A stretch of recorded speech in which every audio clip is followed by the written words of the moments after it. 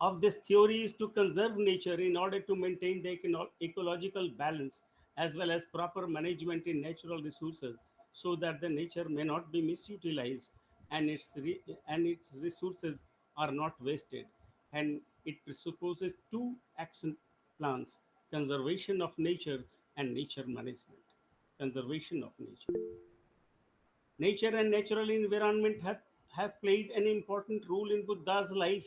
He was born, achieved Bodhi, and attained Mahaparinibbana at the root of trees. He was brought up in a natural surrounding during his hard endeavor from Mahaviniskraman to a state of Tathagata.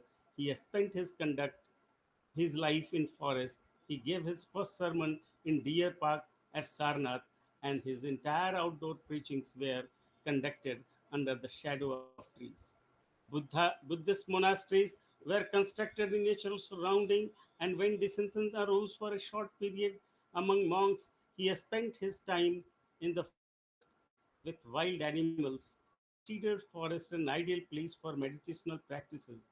He recommended in his Dutanga Nirdesha to live in forest Aranyakanga and to live at the root of the tree Rukkhamulikanga to the monks for their mental purification.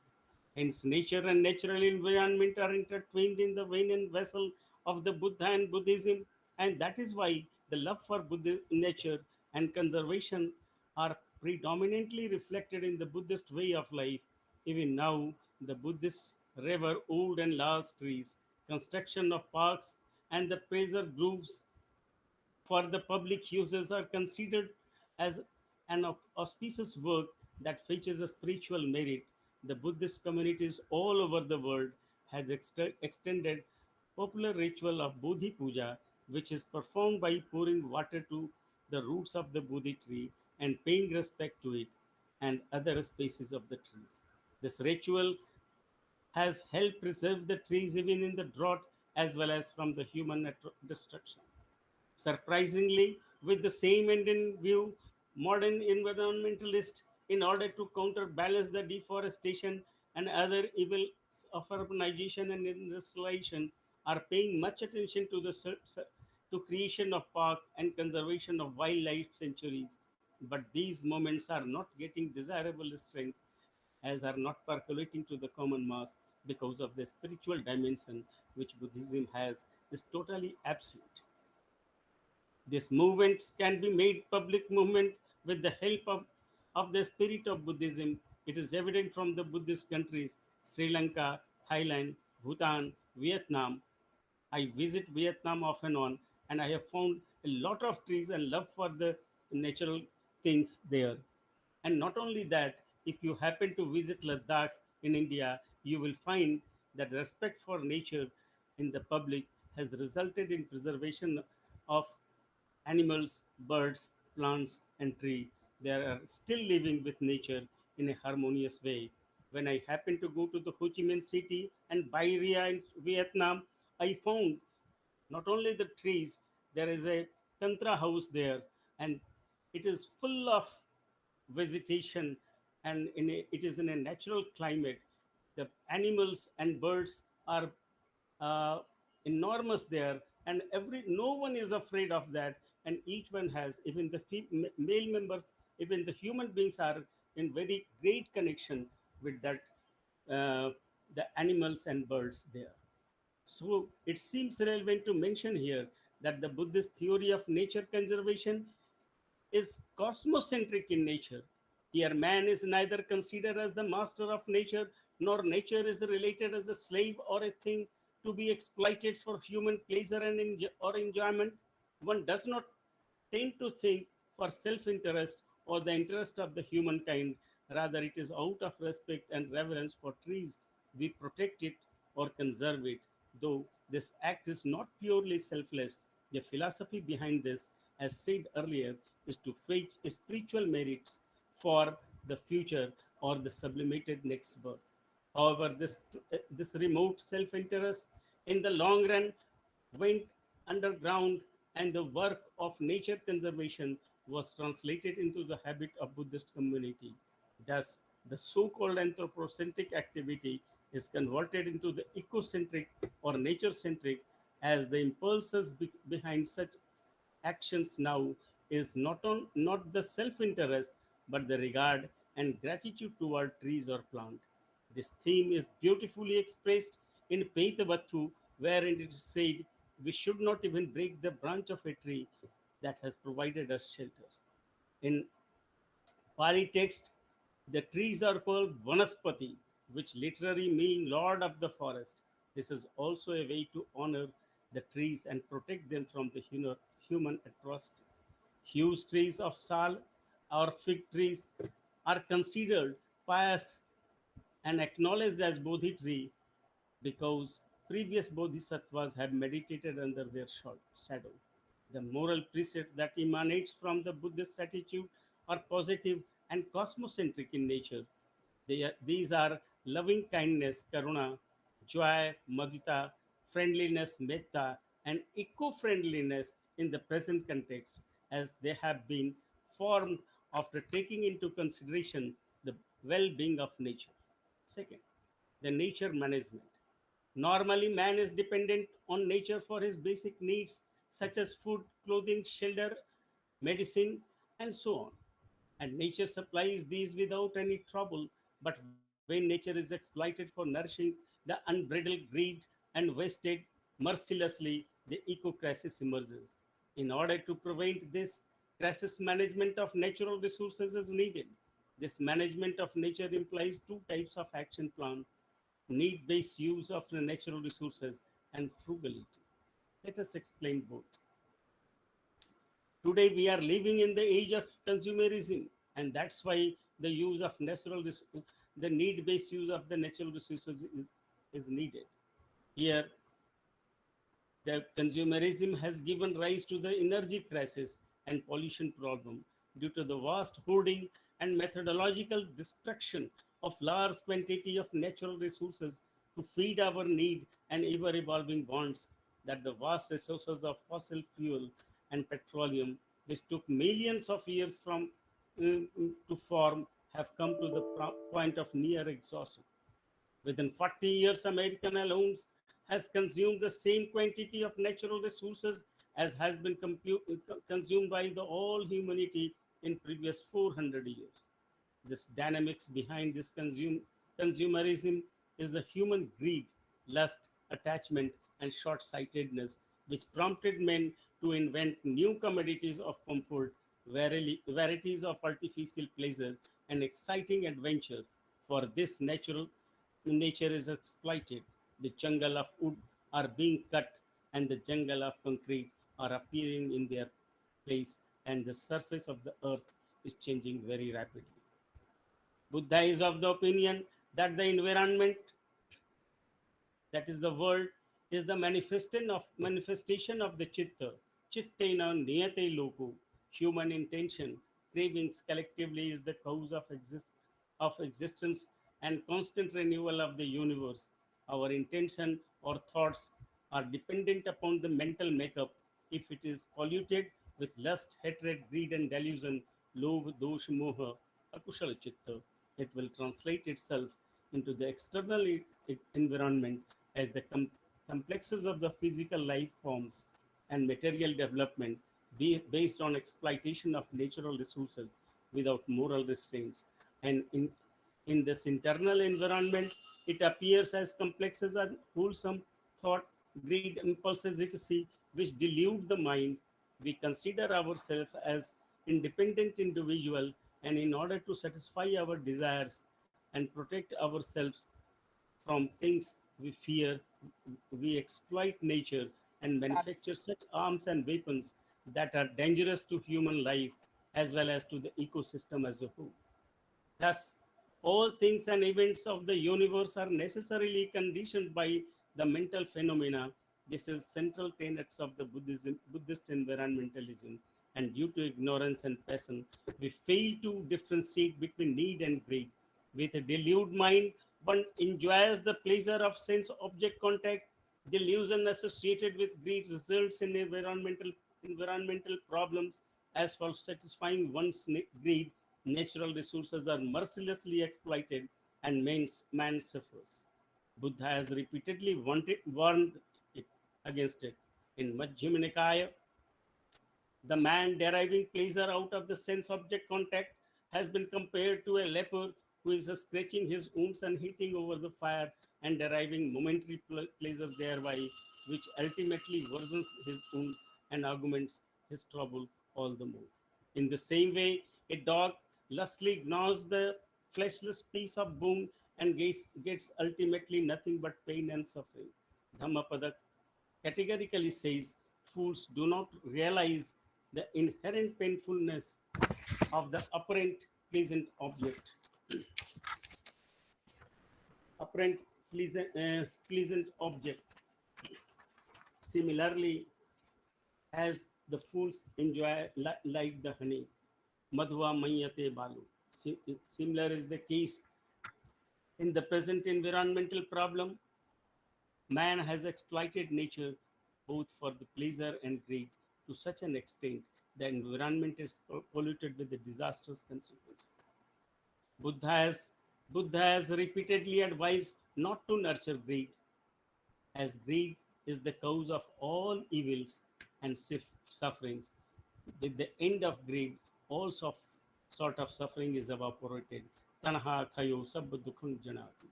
He has asked to uproot the craving and crush the greeds, and then only our present can problems can be solved. Tanaha vipahanena sabbes siddhanti bandhanam. In order to eradicate the greed, it is essential to develop the positive quality of contentment, santutti parmangdhanam, because Buddha has categorically said contentment is the highest wealth. A contented man is always happy with what he has got and the vision of non exploitative he has. Hence, with the limited wants, he is neither harmful to the nature nor creates pollution by his acts. Thus, for Buddhism, a person leading a simple life with a few wants is considered to be an exemplary character. Second, the basic needs. The basic needs are decidedly much less than the unbridled greeds. For satisfaction of the former, nature will not be exploited, as in the case of latter. If humankind is the part of nature, works in harmony, and it uses its resources with moral normal sustenance, damage to the ecosystem will be minimal, and this damage will be repaired automatically in its natural course. Hence, there will be no ecological or environmental problem. Second is frugality. Another problem that is born of ostensive consumerism is pollution. With the scientific and industrial development, as well as for nursing our greed, human activities assumed enormous dimensions that life supporting system could no longer sustain these. Accordingly, the waste generated through human activities are much more than the system could absorb or assimilate, and this has resulted in pollution. Buddha has deplored this wastefulness. For him, those who waste the natural resources and as are described as wood apple eaters. In Anguttara Nikaya, he says, a man, in order to eat ripened apples, shakes the branches of an apple tree. Many apples, ripe as well as unripe, fall. Man collect the only ripe apples and leave the rest to rot. This rotten apples in few days will start stinking and thus will create air pollution. Buddha has condemned such wasteful attitude. For him, it is an antisocial as well as criminal activity. The problem of waste and in turn pollution can easily be solved through Buddhist Madhyama Marga, the middle path. In present situation, miserliness and wastefulness are two degenerated extremes. One should avoid these two extremes and adopt the middle path of frugality while using the natural resources. In Buddhism, frugality has been recommended as a virtue of in its own right. Panshu Kulikang and Tiv Chivarikang, the first of the 13 Dhutangas prescribed by the Buddha, are the example of frugality. Using clothes, Panshu Kulikang recommends utilizing clothes which are thrown on the roadside after properly washing, mending, and making it useful. Teacher Vikang suggests a monk should not purchase more than three clothes at a time. These through Dhutangas help the poor person lead a tension free life and to an affluent curtail his unlimited want by generating in him contentment. And above all, it helps recycle the waste material and lessen pollution in turn. Explaining the method of thrifty use of the ropes, Ananda says after receiving new ropes, the old ropes are used as coverlet, the old coverlet as mattress covers, the old mattress covers as rugs, the old rugs as dusters, and the old dusters are used to repair the cracks of the floors and wall by kneading them with the clay, and thus nothing is wasted. This example suggests that if we recycle the waste material and adopt frugality as a habit, we will be able to prevent the energy crisis and pollution as well as save the natural resources from their misuse. For that, every individual will have to adopt a simple, moderate lifestyle based on contentment and frugality. Now, protection of nature. Here, a question arises from whom nature has to be protected. In fact, it is human beings who can maintain and mutilate the cosmos, as man has the capacity to think and invent such a mechanism which can influence the course of nature. Nature has its own laws. It has its own course of action. It is man who compels the nature to violate its laws and change its course. In turn, nature retaliates adversely. It is simply a reciprocity. Here, it seems relevant to mention that man is one of the evolute of the nature. Since we are the highest, not the best evolute, we have the ability to affect and influence nature. At the same time, displacement as highest evolute has also given us the responsibility to protect and promote the entire cosmic existence for two reasons.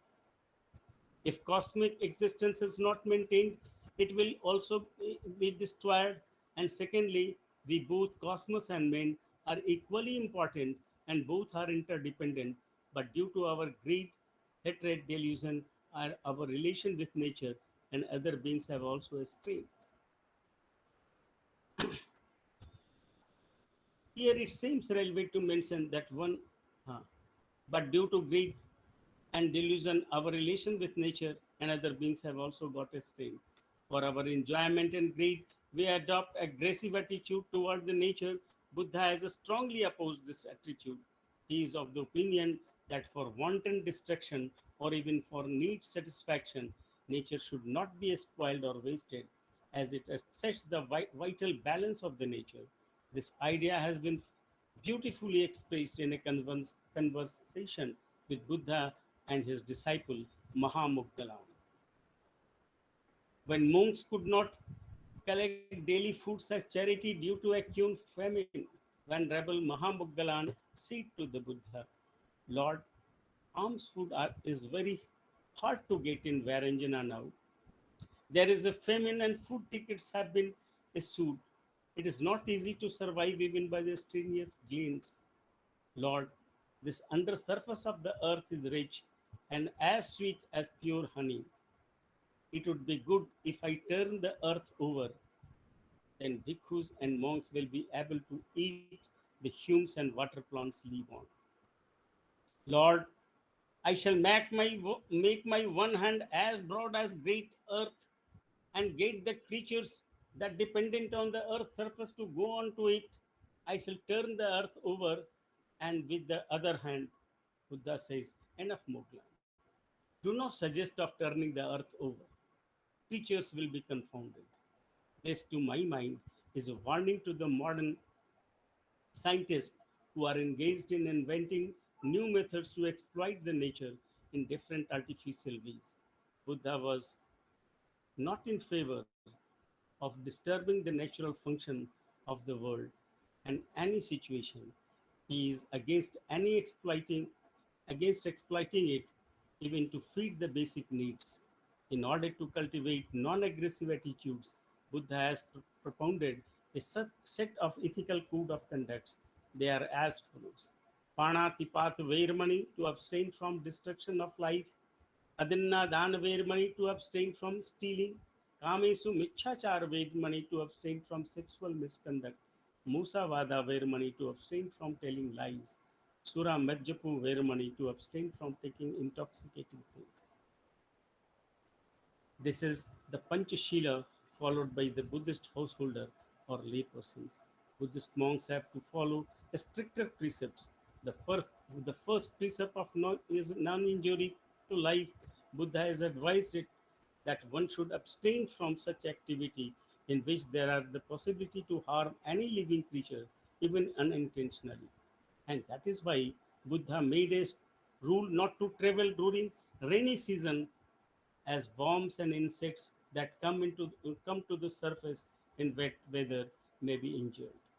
Once Buddha objected a monk who was to set on fire his clay house in order to give a final finish very strongly, as in doing so, so many insects would be burnt in the process.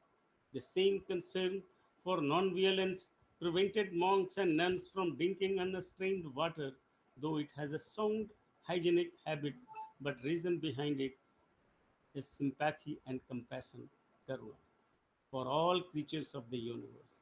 Buddha has prescribed the practice of friendliness, metta, and compassion, karuna, for all the sentient beings, all the creatures, timid and bold, long and short, big and small, born and awaiting birth.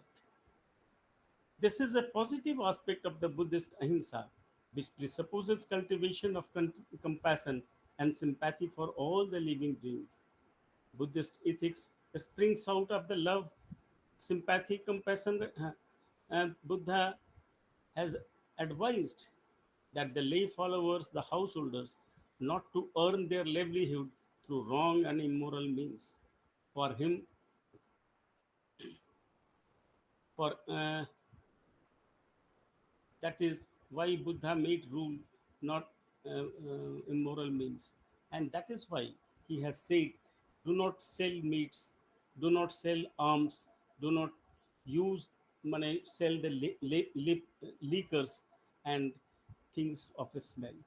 Because in doing so, we are polluting the mind as well as we are hurting the nature.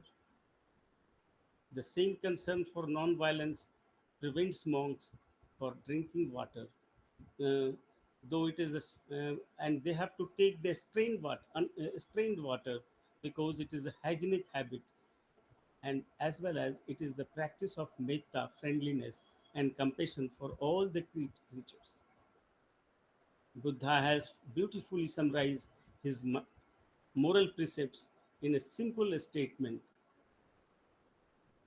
Sabba papassa akaranang kusalassa upasampada satchitta paryodapanang ath buddhanusasanam. Not to commit any sin, but to practice all the good. Keep the mind and heart pure, and this is the teaching of the Buddha. Buddha has prescribed 13 Dhutangas practices in order to curb the cravings and the greed urges of the deluded mind. Today, these may be prescribed to the affluent statesmen, policymakers, scientists, and administrators, etc., as a yoga therapy. Observance of these will not only purge the defiled mind and change their perception towards nature, but also generate friendliness and compassion for all the living beings, as for nature, as well as for nature and natural phenomena. But no important change in ethics can be accomplished without any internal change in our mental or intellectual emphasis, loyalties, emotions, because mind is the fountainhead of all the good actions or bad actions. Manopabangama dhamma manosiddha manomaya. मनसा चे प्रसन्नेन भासति वा करोति वा ततो वस दुख मनवेति चक्कस bhavatopadam. Because mind is the fountainhead of all the good and bad actions. If you If your mind is pure and do it in a happy way, then the happiness will follow you. But if your mind is polluted with lust and greed, you will have to face the evil consequences thereafter. This is the reason that the present environmental movements have failed to move the basic principles into human conduct, because they have not taken into consideration the mental change of the human mind. For Buddhist Paticca, ignorance is the root cause of the present predicament. It is the first link of the Dwadash Nidana, which influences the life process, but is itself conditioned by the sensual desire, ill will, laziness, agitation, and fear to commit. So, but itself, these are the pancha nivaranas, which are in turn conditioned by unskillful conduct, akushal karma. Interestingly, these 12 links are arranged clockwise. If it is followed in a reverse order, it provides us the solution of the present eco crisis. Paticca says, Asmin sati tad bhavati, asmin upajja tad upajjati. That being this, this comes to be, that being absent, it is not. Hence, with the cessation of ignorance, the consequent, the deep-seated, with the cessation of ignorance, the consequent cessation of each following links, uh, Buddhist Nidans at the present environmental problem will also cease to be. Hence, the prime purpose of the nature is inherent in the goodness and non destructive nature of the man, because through destruction of and it is because through the destruction of ignorance, the dissipate ignorance which is destroyed by the meditative insight, and that's why he has prescribed meditational practices also. And this, and with this, with the rise of wisdom, craving and ignorance both will be destroyed. There is a very interesting story, because Yaksha is always present in the Indian mythology. And if he met the Yudhishthira when he was thirsty and his brothers were there. And he also met Buddha when he was making a charika.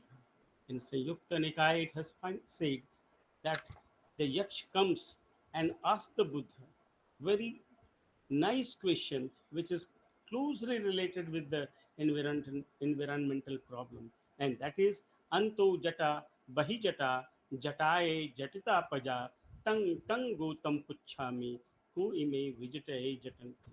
It means that the entire humankind, Paja, is bound by matted knots internally by greed, delusion, aggressiveness, etc. That is the mental pollution, and externally, the environmental pollution. It is called inner tangle and outer tangle, because it arises as craving for one's own requisites and another for internal and external base for consciousness. This tangle goes on, arising again and again, ups and downs like the branches of the bamboo thickets. In the same way, the entire living being are intertwined with the and interlaced by the mental and physical pollution.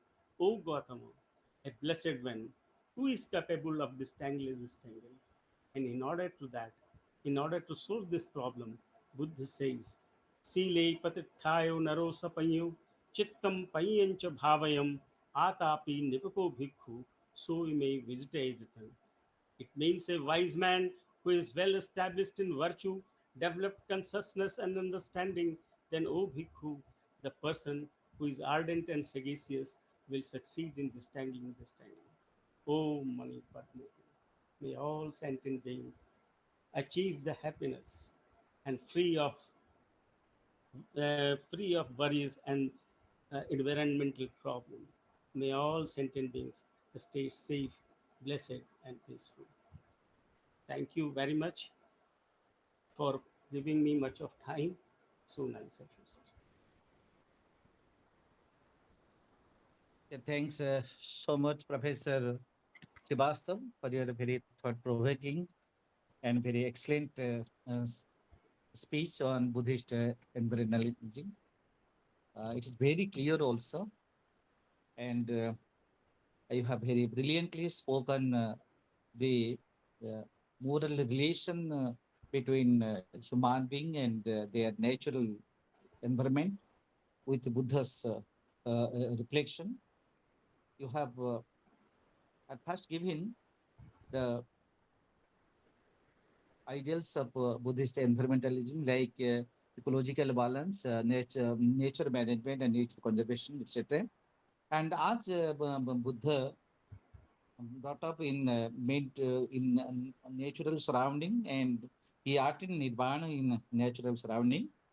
The law of nature is very clearly reflected in Buddhist philosophy. And Professor Srivastav, you have very logically connected different problems of environmental ethics with Buddhist philosophy, Buddha's noble truths, margas, and 12 links. And you have shown how nature has its own course of action, and man has the capacity to influence the nature by his action. He has been exploiting and destroying the natural habitats and environment for his own desire, ignorance. Eventually, it leads to ecological imbalance and so many things. It leads to many hazards that I do not want to explore because of the positive time. Uh, People are waiting you for having your interaction with the topic. And may I request a Professor Dr. K. Oman Rao to carry on the interactive session with Professor Avinash. It is because it is a very good topic and it needs the interaction of our learning audience. Over to Professor uh, Rao. Namaskar, everybody. Well, a very good talk. Uh, the modern ideas that we talk of, say, the ideas of sustainable development or a sustainable way of life, or say, talking of needless exploitation or respect for animals and plants, or much talked that we should go against waste or the ideas of recycling waste. So these ideas that we talk of recent days are very much contained in Buddhist philosophy. So this speaks of how Buddhism is so much environmentally connected. Well, we can trace the modern ideas way back to the Buddhist days. So with these words, may I request Professor Harisankar Prasad sir, who is a much known, well-known Buddhist scholar, so for his observations, comments, suggestions, and his queries. Welcome, Professor Prashad, sir. Welcome, sir. For please have some observations, sir. Welcome, sir. Sir, please unmute, sir. Please unmute, sir. Sir, please unmute, sir. Yes, sir. I'm here as a hearer, actually. So, but anyway, I have enjoyed his lectures. The one thing is very surprising that he has covered lots of sources, Pali sources particularly. And I'm very happy that in less than 45 minutes or around 45 minutes, he has covered this lecture. And despite the fact that he is not keeping well and his daughter is also sick and admitted to the hospital. So first of all, I wish both of you for the recovery and for good health. You see, I every time I have some kind of business.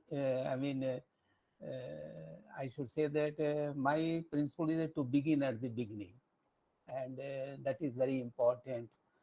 But the roots are, as all of you know, that rag, dos, and moh. Okay, and rag, dos, and moh designates ignorance, and that requires to be exposed and developed. Gyan or vidya, you can say that is very important. That is very important. And then another is that acharan, That is the starting point for me. But how to develop the first of all, how to overcome ignorance. And ignorance is very much inbuilt in our constitution, human constitution. The mind itself is a very problematic one, and for such a long time that I have been trying to understand mind, but every time I find that it is deeper and deeper and deeper. So that is so greed factor is very important. Greed factor, and because of ignorance, as you know, and you have covered all these things. But if I have to develop all these things, that greed covers all sorts of things, which actually it's not only that the person concerned is actually harming his or her own future, actually, it is very important. And since my Pali is very weak, I cannot I cannot quote the passage. But anyway, I'm very happy with that one. And let others ask some questions, and then I shall raise some questions.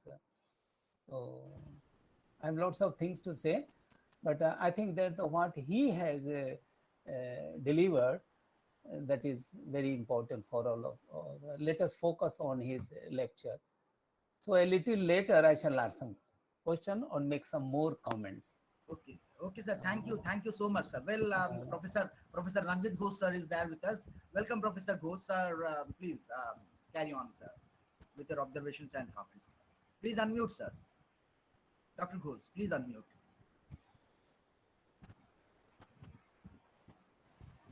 Okay, now I'm audible. Uh, mm, Thank you, Dr. Rao, and I must thank Professor Srivastava for his lucid explanation of the Buddhist environmentalism. Now, I just want one clarification from him, that can we say that Buddha is completely free from these Brahmanic practices?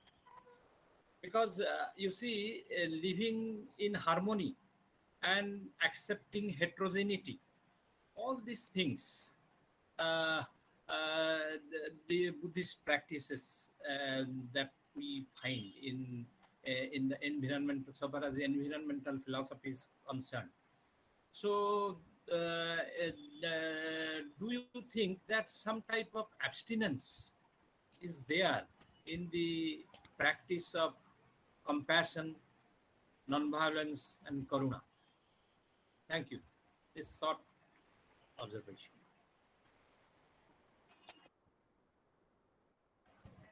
Professor Srivastava, would you like to say something on this?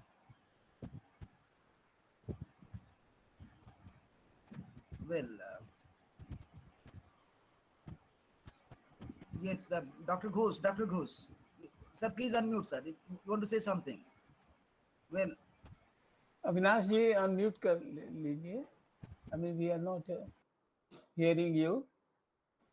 Thank you, sir. Now it's. I'm Please thankful go. to both of the speakers, our H.S. Prasad and Ghoshda. It is a very pertinent question, because since would you be please kind enough to repeat the question, Ghoshda, again, because I couldn't listen you because of the feeble voice. I could simply guess. So I want to make it clear. So Dr. Ghosh, please repeat the question, sir. Dr. Ghosh, please, your question, sir. Dr. Ghosh. Yeah. Now the thing is, can we say the Buddhist version is completely free from these Brahmanic practices? Because Brahmanic practices are based on abstinence, and does abstinence leads to harmony and heterogeneity, acceptance of harmony and heterogeneity? right. Very simply, this is the question. Thank you. The Straman philosophy does not speak abstinence of all kind. It simply says abstinence from Anatipati Vermani, from killing, five types of abstinence, from stealing, from taking liquor, and all these things. Because these things pollute the mind as well. If you take the liquor, it will result in your mental pollution also. And why? Then Buddha says very categorically that mana eva ye chittena niyate loko, because external environment is nothing but the outcome of the internal environment. If your mental environment is okay, it is pure and pious, you are not exploitative. But if it is deluged with the greed, lust and hatred and delusion, it will you will create pollution by encroaching them and doing so many additional activities. So what simply he says, panati pati vermani adinadar vermani kamesu michachar vermani. So you abstain from all these evils, and if you abstain from evils also, then what will happen? It will purify the mind. And the very outset of the Dhammapada, it has been said, Manopubbangama Dhamma, Manosittha Manomaya, Mansa Chepasannena, Bhasati Va Karoti Va. If you're happy, then the happiness will follow you like a shadow. Wherever you go, the shadow will follow you. Mansa che padukthina, if your mind is deluded by or overpowered by lust, hatred, and delusion, then what will happen? The evils will chase you just like the bullock's footsteps are being chased by the bullock carts. So these things are there, and in order to avoid this situation, the abstinence from all the evils is essential. Hello. Thank Thank you. you. Thank you, sir. Thank you, Professor Srivastav. Well, the question raised by Professor Ghosh and the response. Well, what you said is the purification of mind, and this is the problem which Professor Prashad to express, that the more he tries to understand the mind, the more notoriously it behaves, and it becomes very difficult to to understand the mind itself, to purify the mind itself, and that's the root cause of all problems, and because of the ignorance part in the mind. Well, well, this part can be taken for discussion. After we listen to other people attending this webinar. Well, we have it as Dr. Alok Tandon, very serious scholar, and his observations are really valuable. I request Dr. Tandon to have his observations and also take on the question that has been raised by Professor Ghosh, and the problem that Dr. Prasad has in mind, how to purify the mind. Okay, sir, Dr. Tandon, please. Oh, thank you, Dr. Rao. Uh, I am no expert on Buddhism. Professor Prasad is there, and he will answer most of your questions about the mind. But my take is quite different, and my questions are also different. I think that the problem of environmental degradation is a problem of modern industrial age. It has got nothing to do with the times of Buddha. One. Number two, Buddha's ethics has been with us for, I can't counter the years, but I think more than 1,000 years. And that has not helped us, and it has not been able to transform individual minds in general. As our Professor Prasad himself said, that it is a patti shodhagami, it is going against the current. So understanding of the problem of environmental degradation requires the understanding of the how an industrial capitalist society is being run. And it is being run by a particular corporate capitalist class for the profit earning. And they don't care about what is going on in the minds of common men. And that basic precept of Buddha is generally understood as controlling of desires, or not, at least not increasing the desires, not increasing the trishna. But the whole model of development, the whole model of globalized development and the whole model which we have adopted in India and throughout the world is based upon increasing desires, creating new desires, and for the purpose of profit of certain class of people who have the power to run the show. So, individual as an individual, I am not responsible. My greed is not responsible for this degradation. The greed of the powerful people is responsible. And that is to be taken care of not by the ethics. It is to be taken care of by resisting their politics.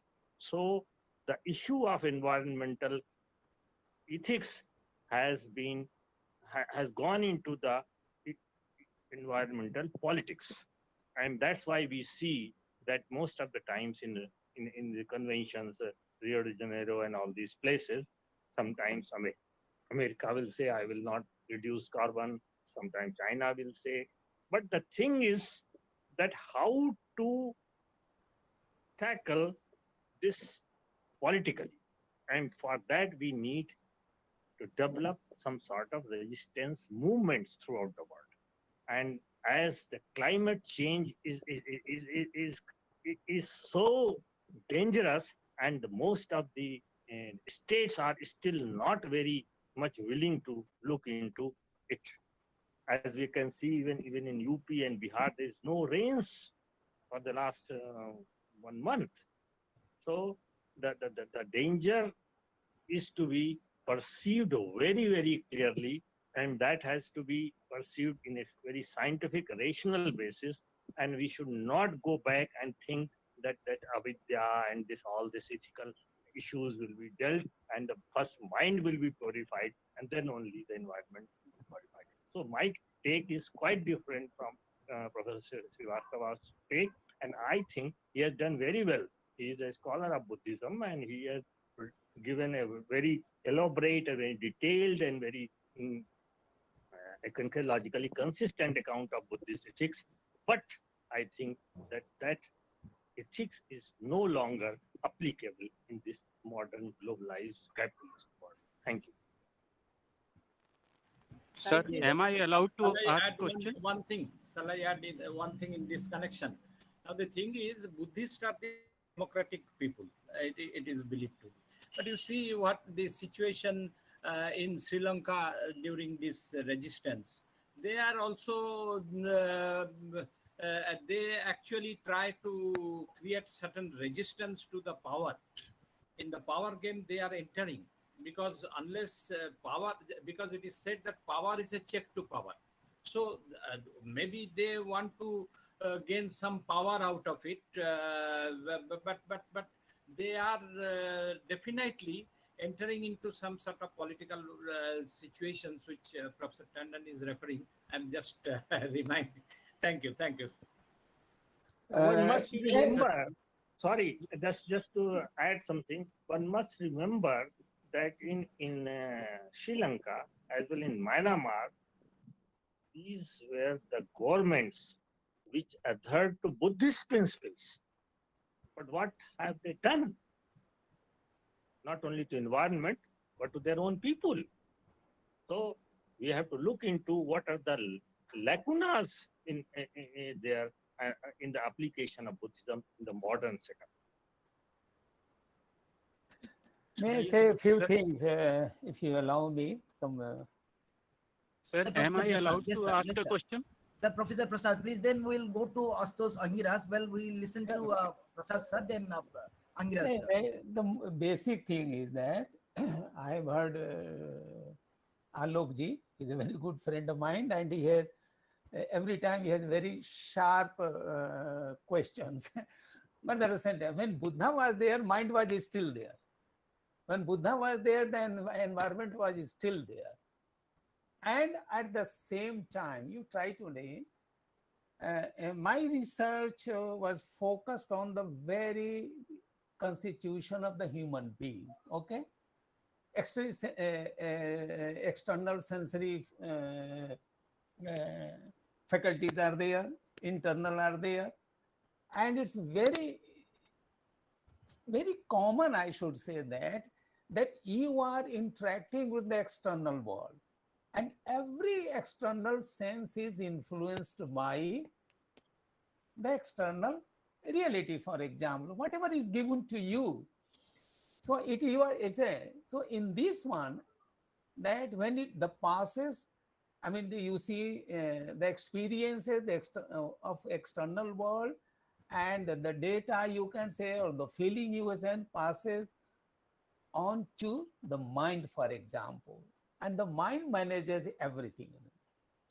Very important. That is the starting point I'm telling you, because in short time I cannot explain the whole thing, and I'm not ready to give a speech, a very big speech. Now the question is that all these things were there. Now all those things are still here. For example, the modernity, the Western modernity, I agree with Alokji that actually the industrialization. Now you have 8 billion human beings, you can see, you have. And in the post Copernicus revolution, everything is changed. Communism is the most dangerous thing, I'm telling you, the dirtiest thing on this world, where they pushed you can say you can say upward. That is the materialism, the dirtiest thing I'm telling you. Communism, dirtiest thing, that a materialistic pleasure, you can say that.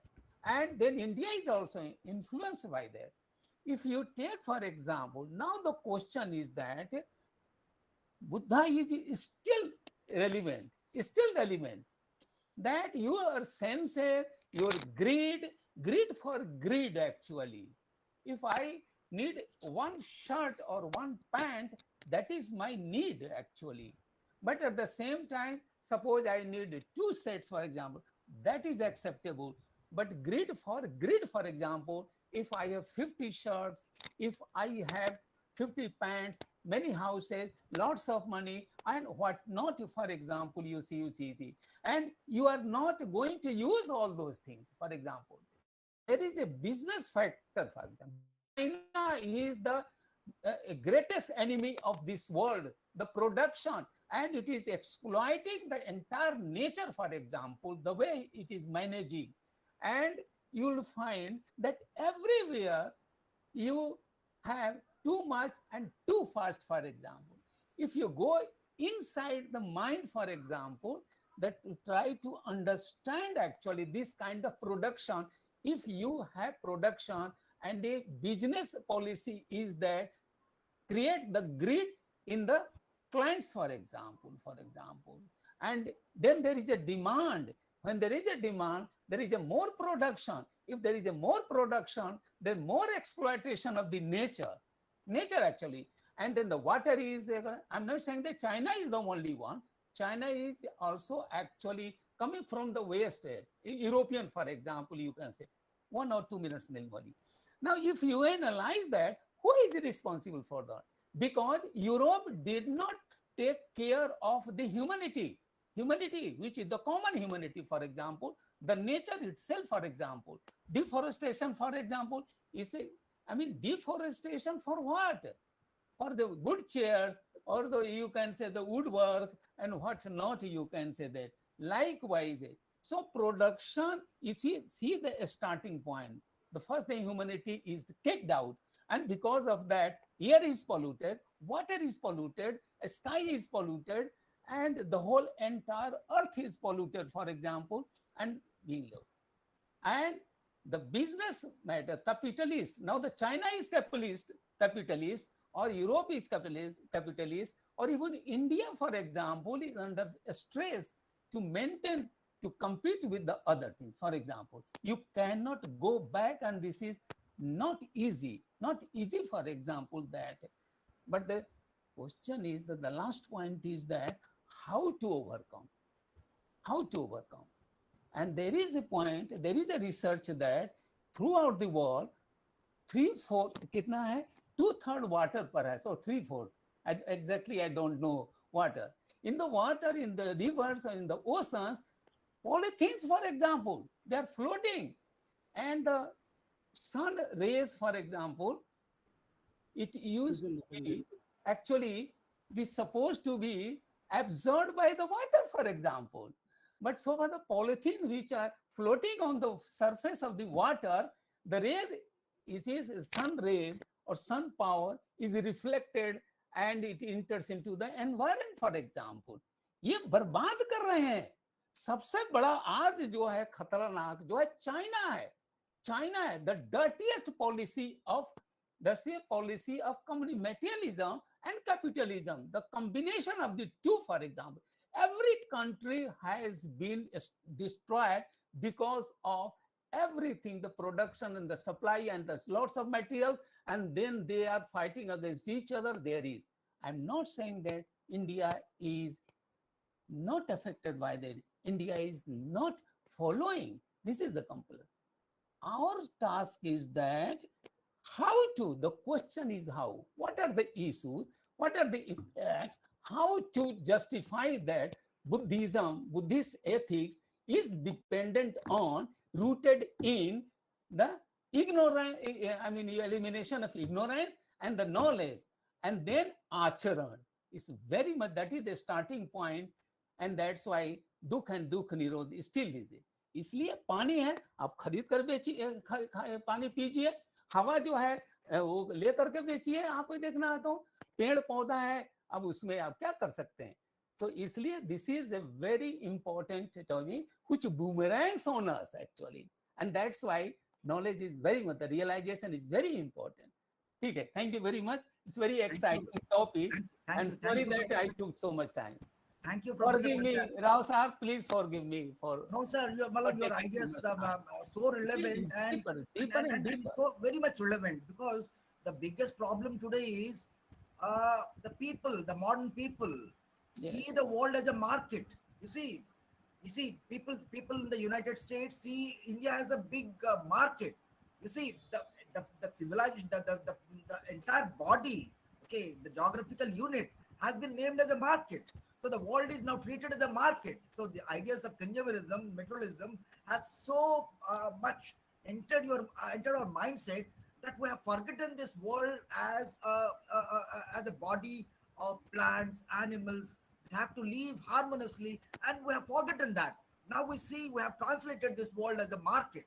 So this is the greatest thing that has come to my. This is the greatest thing that you have said, and that's why I wish to say that the wrong propositions that the economists have, the policymakers have, by seeing the world as a market, by defining the world as a market, by saying India is a big market. So these ideas are very confusing and very problematic, and that comes because of the material influence, nicely said. And there is a need of Buddhist ethics to be practiced so that we can have a very clear world and a peaceful world. Well, we have with us Professor Asutosh Angiras. Well, you wanted to say something. Well, welcome, Professor. Thank you sir, शुक्रिया. Doctor साहब का वास्तव में lecture बड़ा अच्छा था और बहुत उन्होंने वास्ट तरीके से इसको सारे इश्यूज को कवर किया है. लेकिन मुझे लगता है कि हमें इस सारे इशू को दो तरीके से देखना चाहिए. एक तो ये कि what has been given to us by the nature in the society and what it is, जो कुछ भी हमें दिया गया है, प्रदत्त जिसे आप कह सकते हैं. एक तो तरीका ये है. दूसरा तरीका है कि उन प्रदत्तों के लिए जो दिया गया है उसके लिए जो हमने प्रतीक बनाए हैं, सिंबल्स बनाए हैं, तो बुद्धिस्ट अप्रोच इस प्रदत्त और प्रतीक के बीच में खड़ी होती है. अब ये है कि इन प्रतीकों को हम दो तरीके से बुद्धिज्म में शायद देखा गया है और उसी हिसाब से वो एनवायरनमेंट को रिस्पॉन्ड करते हैं. और एनवायरनमेंट को रिस्पॉन्ड करने जो है वो केवल एक सम्यकता है.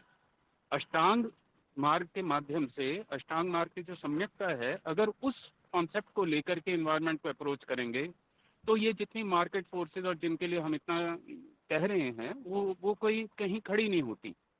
लेकिन जो प्रतीक दो तरह के हैं, एक तो वो जैसे कि आप पंच महाभूतों के लिए, जिसकी मैं अपेक्षा कर रहा था कि बात करेंगे डॉक्टर साहब, कि वे हंग संग लंग इस तरह की जो प्योरली एक सिंबॉलिक लैंग्वेज बुद्धिज्म में इस्तेमाल की जाती है, और उसके लिए एक सम्यकता और सेंसिटिविटी क्रिएट की जाती है। दूसरा है जातक कथाओं के माध्यम से और मध्यम निकाय और ये सारे ग्रंथों के माध्यम से आप इन्वायरमेंट के इश्यूज को हैंडल करते हैं।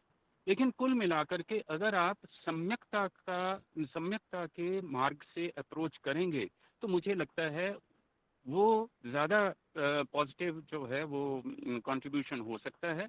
इसी के ऊपर मैं डॉक्टर साहब के कमेंट्स चाहता था कि इस सम्यकता को कैसे हम लाएं जिससे कि सेंसिबल ह्यूमन बीइंग पैदा हो, क्योंकि मार्केट इकोनॉमी को क्रिटिसाइज करके और ये बाकी सारी बातें करके कोई लाभ नहीं होने वाला, और ना वो कोई बहुत गंभीर इशू इस वक्त है। हमारा इशू ये है कि हम बुद्धिज्म की ओर से दुनिया को क्या दे सकते हैं उन प्रतीकों के माध्यम से जिनको हमने बनाया है प्रदत्तों के लिए। तो I think my question is very clear sir. Thank you. बहुत बहुत धन्यवाद अंगीरस जी। मैं दो प्रश्न यहाँ पर हैं, बाकी सारे तो प्रसाद साहब ने तो बड़े अच्छे ढंग से हमारे पक्ष से ही उन्होंने बहुत सारी बातें कह दी है, इसलिए हमको बहुत सारी बातों से जो है विरत रहना पड़ रहा है। एनीवे, पहली बात तो आलोक टंडन जी ने कहा, but Alok Tandon has said कि this is a new scenario where the politics is going to decide the entire environmental issues, and it is only because of the politics and industrialization these things are taking place. For your information, in the Buddha's time, and second thing he has said, in Buddha's time the environmental pollution were not there. Sir, Buddha was an said to be omniscient person, and he has foresightedness. He could perceive all these things earlier. And secondly, this politics was again there. What happened when Collier and Shakya, they had to fight a battle because of the water of a river, because everyone wanted to get the water entirely in their own region. So since Siddhartha was also a warrior, and he was the good warrior that time, because he has defeated all the opponents in the all the participants, the students, when he was in the taste of the uh, arms and all these things. So he had to be present there. He visited the lake and asked the king of the Collier Vansha, why we have collected here to fight each other. And when he was apprised for water, he said simply, what is more important, water or the blood? And then it was said, they all said, it is blood, not the water. It is not the water, it is the blood. And then his by polite submission that we should not fight on the trivial issues, what happened, the entire thing was seized. So it was the political issues was there. Secondly, as I have already said, key how to purify the mind. And unless until everything is started with ignorance, michha ditti, and for that the samyak drishti is essential. And how this samyak drishti will come, how we can overcome all these things which has already been asked by the Asutosh Angiras. How this samyakta will help us avoid this pollution problems.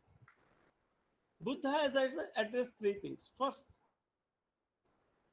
he has also talked about the scientists, as is the case of the conversation of the Mahamuggalan and Buddha itself.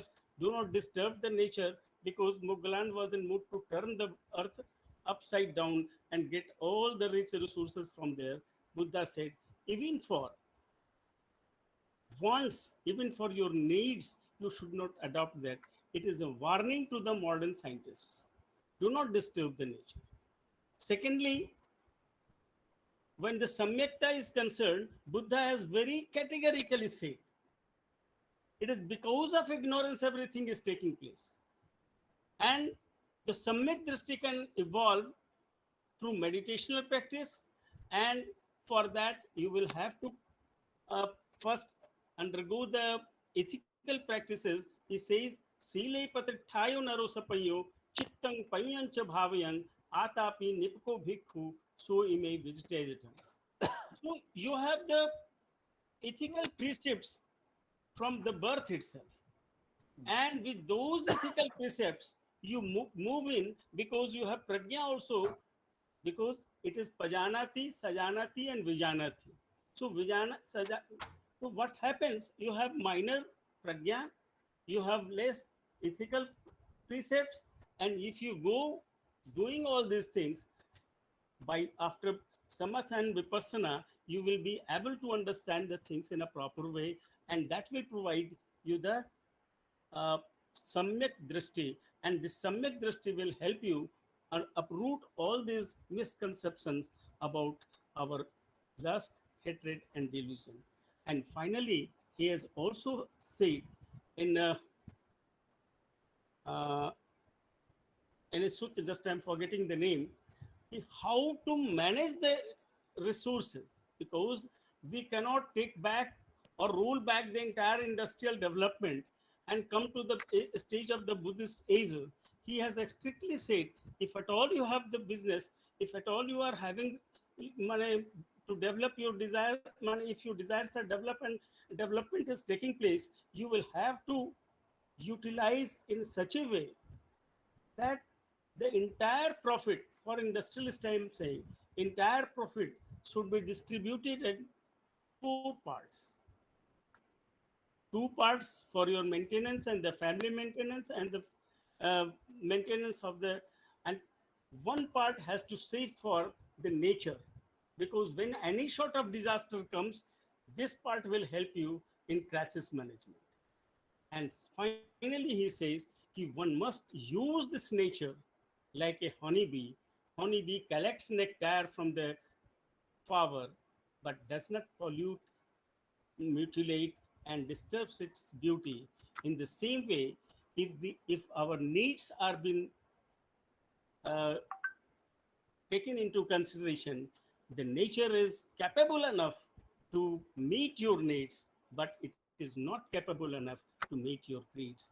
So it is better to have a samyak drishti to understand what is need and to understand what is greed. You curb your greed and nurse your need. Nature is not going to retaliate on it, because in the natural courses, whatever losses are taking place in the nature is the repairs. So this is how I have tried to understand the things. I think Prasad Sahab will spot some more light on my questions or the things. Thank you. Thank you, Professor Srivastav, for a very nice response to what can be the basis to the environmental issues from the Buddhist philosophy, and very nicely you have stated what is contained in Buddhist philosophy, and how Buddhist philosophy would be instrumental in tackling various environmental challenges. But if I take the entire discussion starting from, say, Alok Tandon sir, but still one problem hangs. If I move to Dr. Alok Tandon, the problem that Alok Tandon sir sees is, well, Buddhism was there and Buddhist philosophy has been preaching us since, say, 2,500 years. But still we have these environmental problems, these environmental issues. So ethics of the environment somehow has failed. So there is a need of politics of the environment. So this is the issue that Dr. Tandon has in mind, if I have understood him right. Because what he's saying is, well, it is said, well, it is all okay. Buddhism has much to say, and various other philosophies have tried to say about how environment is to be protected, what is to be done, what is not to be done. Well, we are very much conscious as human beings, but practically saying, we have largely failed. So ethics of the environment needs a sort of full stop now, and we have to start with the politics of the environment. So this is the position that Dr. Alok Tandon sees. So this is how I try to understand Dr. Tandon. Well, I may be corrected by the senior professors here. Thank you. May I say, Yes, sir. Yes, sir. Welcome, sir. Yes, sir. Yes, sir. who is, may I see your face, because you have disappeared. Who is responsible for that? You have organized this seminar. And if nobody learns from this seminar, who is responsible for that? Are you responsible for that? क्या बुद्ध की गलती है? दूसरी चीज है, बुद्ध ने कहा है, for example I am giving you a very important thing, if individually I am corrupt or impure, which is inbuilt in my existence, I am responsible for that. But a human person goes much beyond that. Rag is the question, and moh is another question you can say raise. These go together to develop those hatred. इसलिए एक आदमी का जो राग है, personal जो राग है, पर्सनल जो ग्रीड है, that turns out to be ideological. Dithi rag. Please do remember dithi rag, because it becomes collective one, and collective one becomes dithi aso, intoxicant.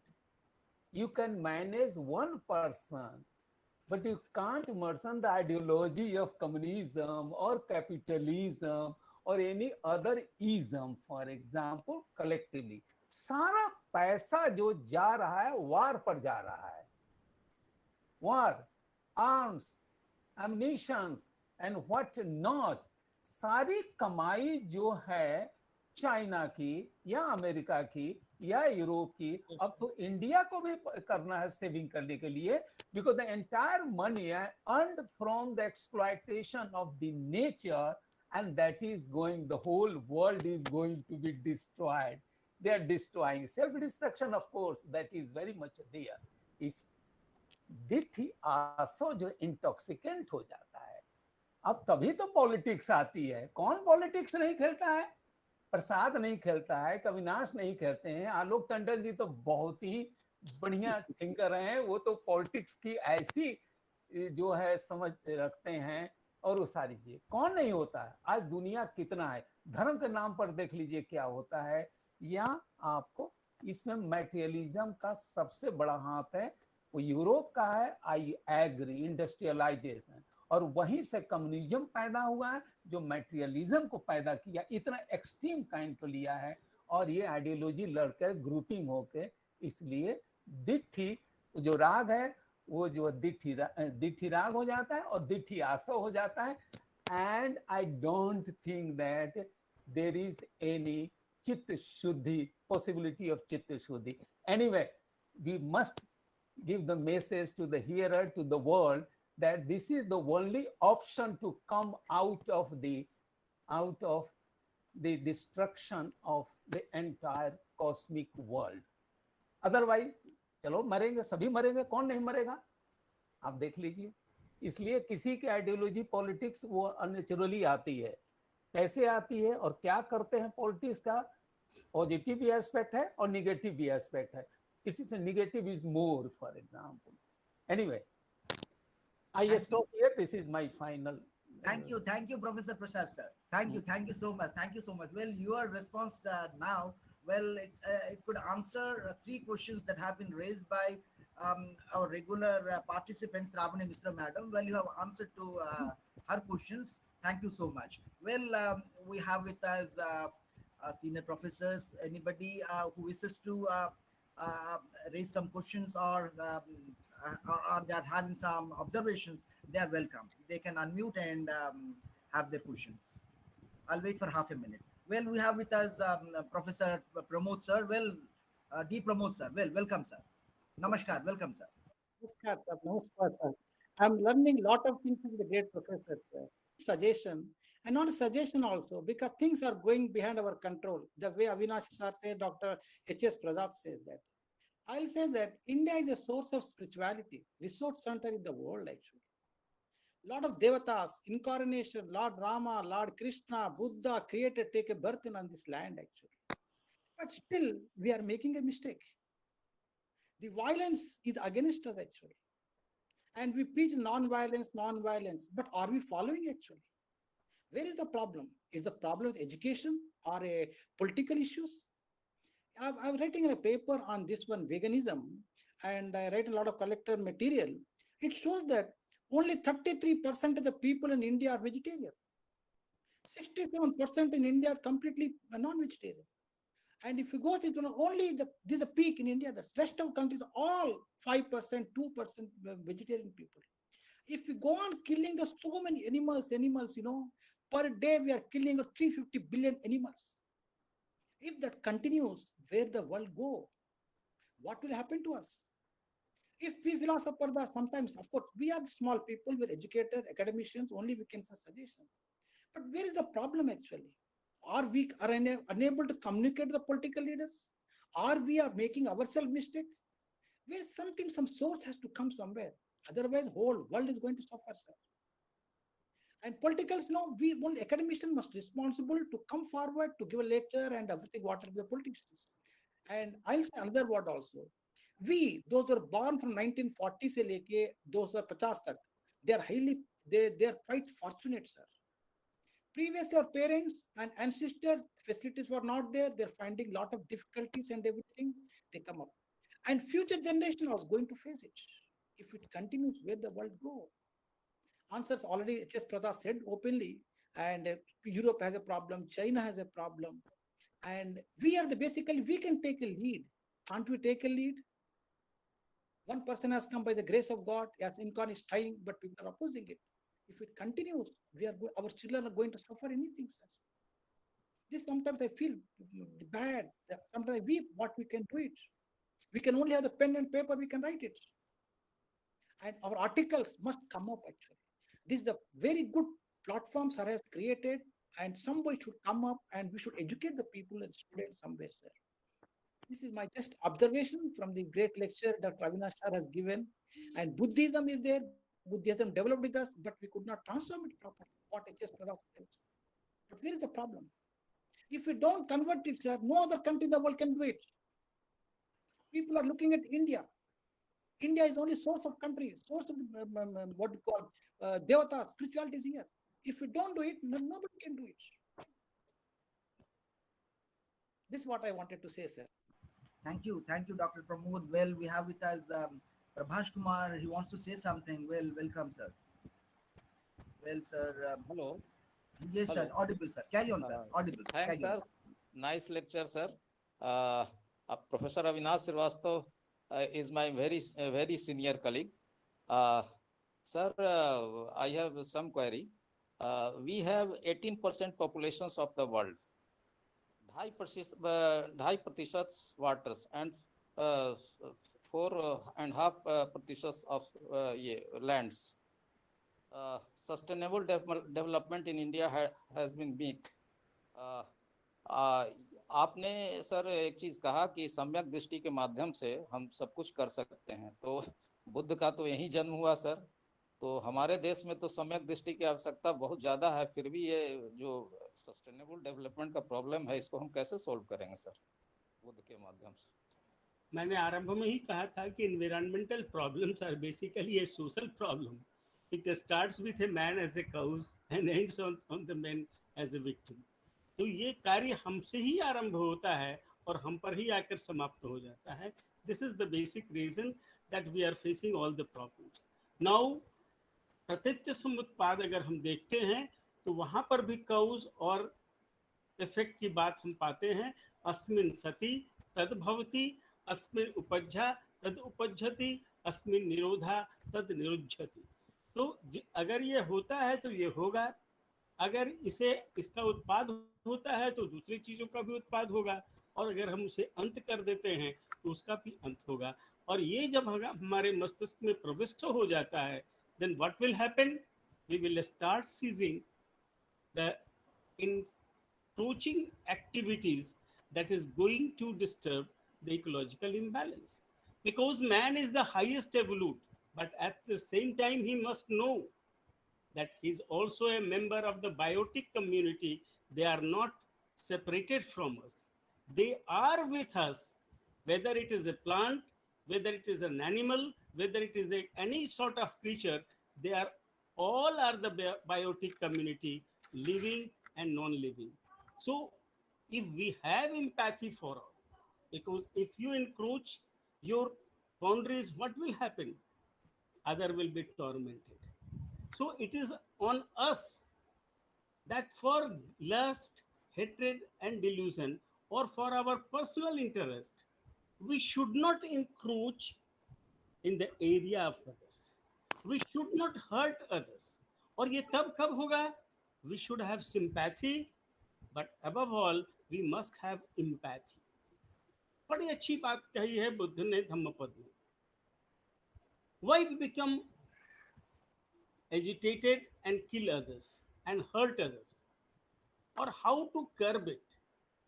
उसका बड़ी सुंदर एग्जाम्पल आता है दंडवग्गो में.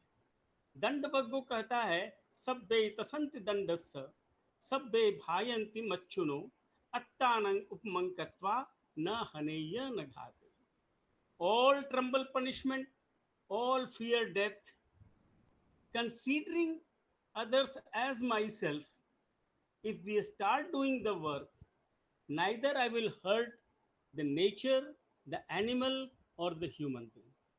And then an ideal situation can emerge, because in that sense, in that way, we will have empathy for others.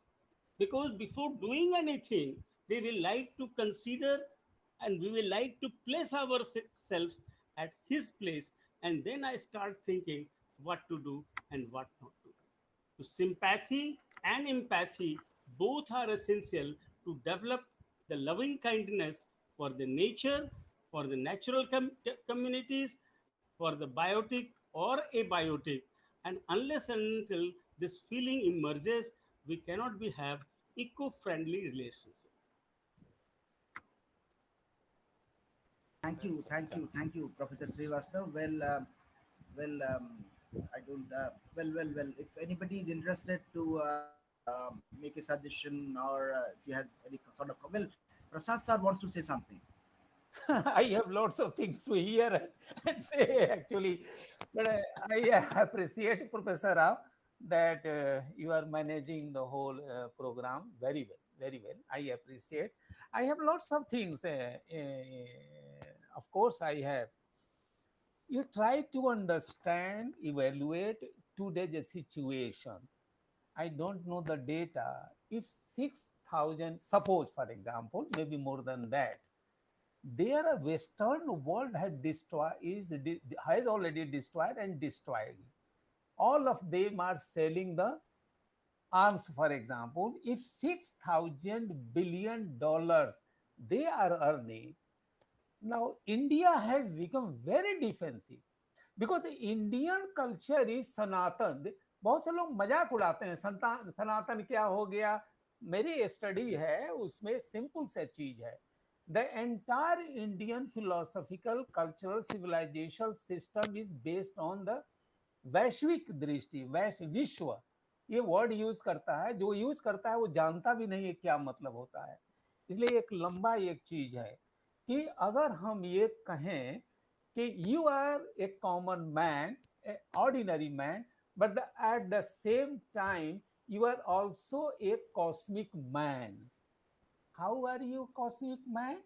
Because you cannot live without water, you cannot live without air, you cannot live without water, you cannot live without the food from the earth, for example. So your identity is not H.S. Prasad.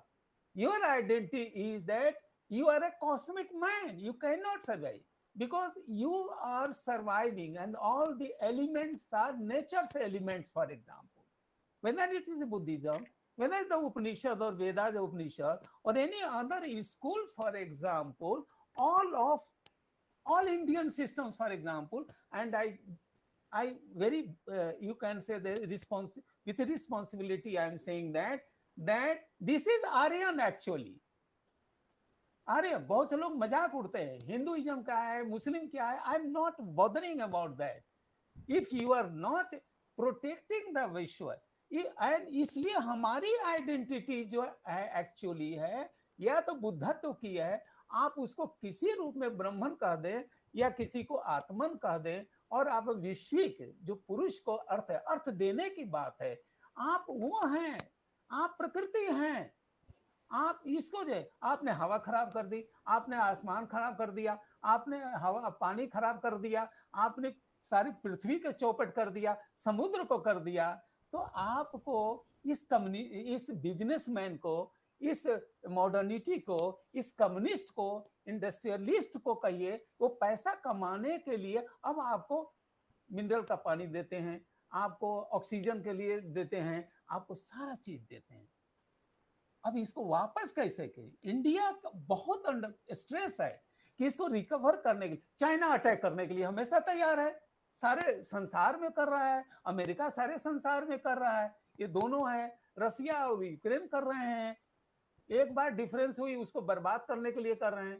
Question ये है कि ये चीजें अगर unmanageable हैं तो भी है, हमारा लक्ष्य है कि हम इस मैसेज को हम खड़ा करें, और आचरण तो होना ही है जी, एथिक्स तो है ही, कई तरीके से एथिक्स है, और ये लंबी कहानी है, किसी और लेक्चर में हो सकता है कि इसी चीज को उठाया जा सके। तो मैं तो यही कहूँगा, आज इंडिया के सामने बड़ी समस्या है।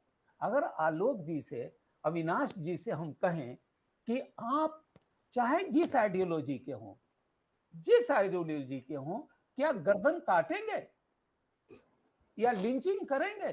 जो लोग लिंचिंग करते हैं उनकी भी कहते हैं, जो गर्दन काटते हैं उनकी भी कहते हैं, और जो नेचर को एक्सप्लॉइट करते हैं उनको भी कहते हैं। और ये पॉलिटिक्स जो है एक दूसरे को डिफीट करने की बात है, जिसमें दोनों डिस्ट्रॉय होते हैं। ये बहुत बड़ी चीज है, और केवल जो है माइंड के ट्रांसफॉर्मेशन से होता है, केवल जो है अज्ञान को ऊपर करने के लिए। अज्ञान हम बोल रहे हैं ना, सभी अज्ञानी हैं, इसमें से कोई ऐसा आदमी नहीं है जो चित्त शुद्धि हो गई है, including my self, and I am talking about everybody. क्योंकि जब तक सेंसेस रहेंगे, जब तक माइंड कर रहे हैं, वो आपको बम्बार्डिंग करते रहेंगे। जब तक नेचर रहेगा, जब तक सेंसरी प्लेजर का रोल रहेगा, जब तक सेल्फिश रहेंगे, अदर का नहीं होगा। और बोधिसत्व का कंसेप्ट दिया गया है, करुणा का दिया गया है, प्रज्ञा का किया गया है, ये हमेशा रेलिवेंट है। इसलिए ये सोचने के लायक है कि भारत के लिए कितनी बड़ी समस्या है, बहुत बड़ी समस्या है। इसी की धरती के लोग आइडियोलॉजी बदल जाने से, रिलीजन बदल जाने से, ये माता पिता जो कुछ एक पार्टी कहती है, तो बहुत सी चीजें हैं, हम नहीं कहते कि सब कुछ हम अच्छे हैं, लेकिन आज जो है अगर आदमी कोई पुजारी हो, चाहे मुल्ला हो, चाहे जो है बिशप हो, ये उसका काम है। आप जैसे विद्वानों का काम है कि हम स्ट्रगल करें, जिंदा रखें इसको। ये बहुत जरूरी है और बहुत बड़ी समस्या है। एक लेक्चर में नहीं है, आप में से कोई और बोलेगा तो मैं भी सुनूंगा। धन्यवाद। राव साहब नमस्ते, thank you. Sir, I'm your student, sir. Okay, you taught me during my PG classes, sir. So I should not say like that, sir. I'm under your feet, sir. So we have with us so Dr. Ghosh wanted to say something. He was on the screen. Well, even I see Ajit Kumar, sir. Sir, would you like to say something, sir? It is better we should invite him also as a speaker in next Yes, lecture. yes, that's the point I wish to raise actually during the vote of thanks. And honestly speaking, I was thinking of inviting Professor Prasad for a talk in philosophy family, because we have learned a lot from him. Actually, I was a student, and he was a man of he's always motivating, inspiring during my PG days. And well, he has taught number of students. Always a good man. And it's I'm fortunate listening to him today, and would be philosophy family would be very happy if he accepts our invitation and speaks someday in this forum. Well, we have with us Dr. Ghosh. He wants to say something. He wanted to say something. Well, Professor Ghosh. Hello. Thank you, Dr. Rao. Now, Professor Srivastav and Professor Prasad can enlighten me on this issue, that Buddhists, they are talking about Indra's net, and each intersection and each strands are like jewels. So each one of each self is a jewel, and that jewel reflects the other selves. other jewels. And in this process, I think they try to resolve the philosophical issue of myself and others in the Leibnizian way, because Leibniz says that each monad is a living mirror of the universe.